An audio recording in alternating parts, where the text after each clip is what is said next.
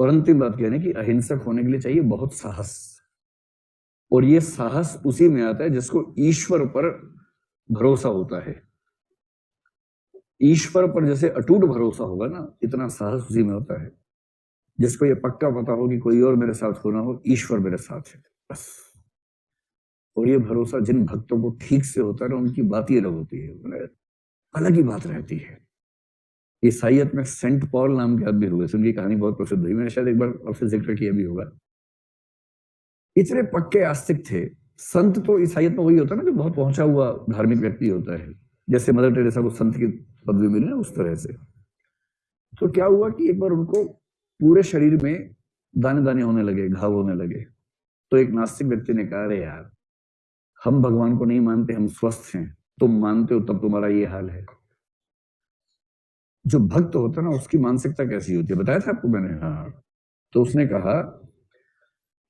कहा ईश्वर कितना दयालु है, वो चाहता है कि मैं उसे लगातार याद करूं, इसलिए उसने मुझे कष्ट दिया ताकि मैं उसे याद कर सकूं। और सोचो, केवल त्वचा में दिक्कत है, बाकी मैं सारा एकदम ठीक हूं, मैं देख पा रहा हूं, मैं खा पा रहा हूं, कितना दयालु है ईश्वर। नास्तिक बोला, तू नहीं सुधरेगा भाई, वो चला गया वहां से। कुछ दिनों में क्या हुआ, उसे चेहरे पर भी, जीभ पे भी छाले हुए। फिर नास्तिक बोला, ले, अब तो तू बोल भी नहीं सकता, चेहरा भी खराब हो गया, कितना क्रूर है तेरा ईश्वर। बोला, अरे कितना दयालु है, मैं देख पा रहा हूं, मैं जिंदा हूं, मैं ईश्वर को हर क्षण याद करता हूं, इस दर्द की वजह से मैं ईश्वर को और याद कर पाता हूं। ईश्वर कितना ध्यान रखता है मेरा, वो खुद व्यवस्था करता है कि मैं उसको याद रख सकूं। इसलिए कहा, अच्छा ठीक है भाई। कुछ दिनों में तबीयत इतनी बिगड़ी कि मरने वाला था। फिर वो आदमी आया, बोले, अब तो सुधर जा भाई, हम तो ईश्वर को नहीं मानते, मौज मस्ती में जी रहे हैं, तुम भगवान भगवान करते रहे, मरने को इसी उम्र में आ रहे हो, कुछ तो शर्म करो, अब तो मान लो भगवान नहीं होता। बोला, अरे यार, तुम नहीं समझोगे, ईश्वर इतना दयालु है कि मेरी मोहब्बत देख के मुझे जल्दी अपने पास बुला रहा है। तुम्हें कहां ये सुख मिला, मुझे बुला रहा है। ये जो गहरा विश्वास होता है ना, और गहरे विश्वास के मामले में पश्चिम की परंपरा एक व्यक्ति का जिक्र करती है बार बार, उसका नाम है अब्राहम या इब्राहिम। सुना है इब्राहिम का नाम? ये इब्राहिम वही व्यक्ति हैं जिनकी याद में बकरीद का पर्व मनाया जाता है। ऐसा नहीं है, सच में इन्हीं की यादें मनाते हैं भाई। इब्राहिम को बोलते हैं फादर ऑफ फेथ, विश्वास, आस्था। इनकी जो सबसे बड़ी फिगर है पश्चिम की दुनिया में, उसको बोलते हैं इब्राहिम, हजरत इब्राहिम। हजरत इब्राहिम के दो पुत्रों में एक का नाम था इसहाक, एक का नाम था इस्माइल। और इस इसहाक के नाम से, इसके स्मृति से बकरीद का पर्व बना। कैसे बना? नहीं बना, ये डिबेट है यार। दर्शन की पुस्तकों में इसहाक का जिक्र है, मैंने देखा कई मुस्लिम लोग इस्माइल का जिक्र करते हैं, लेकिन कुछ लोग मानते हैं कि इब्राहिम की परंपरा में जो इस्माइल थे उनसे इस्लाम की स्थापना हुई। लेकिन ये वाला जो मसला है, ये इसहाक का मसला है। एक बड़ी अच्छी किताब है बी के लाल की, दर्शन पे, उसमें अस्तित्ववाद पे बड़ा अच्छा लिखा हुआ है। कीरकेगार्द को पढ़िए, कीरकेगार्द की व्याख्या करते हुए उसमें इसहाक की पूरी कहानी है, ये वाली कहानी। तो कहानी ये है कि इब्राहिम को ईश्वर में गहरी आस्था थी। एक दिन सो के उठे, उनकी पत्नी को भी गहरी आस्था थी, और उनके बेटे को अपने माँ बाप में गहरी आस्था थी। उस बेटे का नाम इसहाक है। तो एक दिन सो के उठे इब्राहिम, अपनी पत्नी से बोले कि मुझे ईश्वर ने सपने में एक आदेश दिया है। पत्नी ने पूछा, क्या आदेश दिया है? बोले, आदेश दिया है कि जो तुम्हें सबसे प्यारी वस्तु इस दुनिया में है, वो मुझे समर्पित करो। तो मैं समझ नहीं पा रहा हूं। फिर पत्नी और वो बैठ के बात करने लगे, सबसे प्यारा क्या है?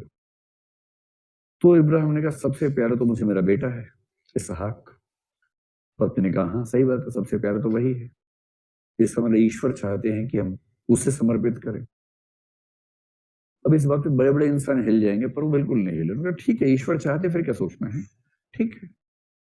इसहाक को बुलाया कि बेटा देखो, ऐसे सपना आया था, ईश्वर ने कहा अपने सबसे प्यारी वस्तु को समर्पित करो, और हम तो तुमसे ज्यादा प्रेम किसी से करते नहीं है। इसहाक बोला, फिर सोचना क्या है, मेरी बलि कर दीजिए ईश्वर के लिए, सोचना क्या है इसमें, चलिए।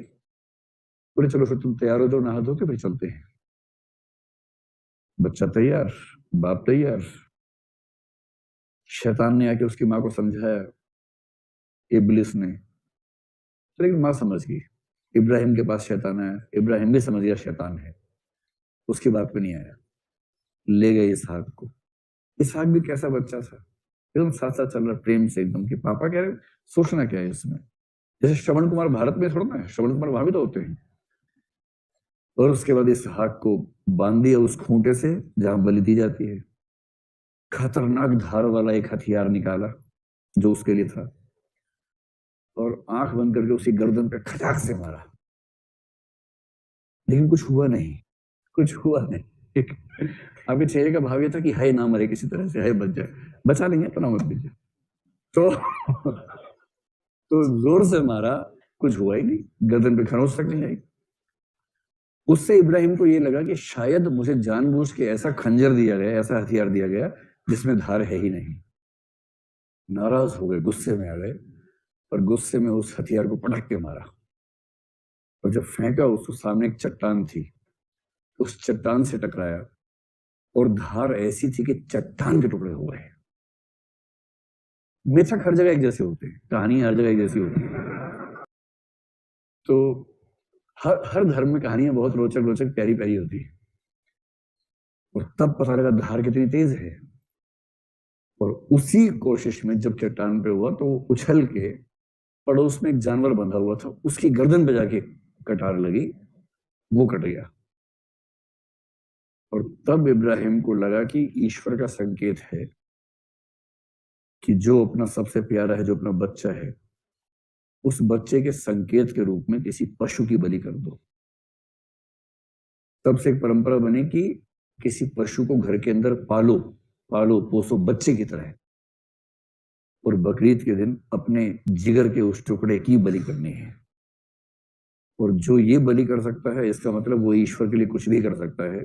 ठीक है, तो महात्मा गांधी कह रहे हैं अहिंसा के रास्ते पर चलने के लिए बहुत साहस चाहिए, आत्मबल चाहिए, और वो आत्मबल उसी में होता है जो ईश्वर को बहुत गहराई से मानता है, और हर किसी के बस की बात वो नहीं होती है।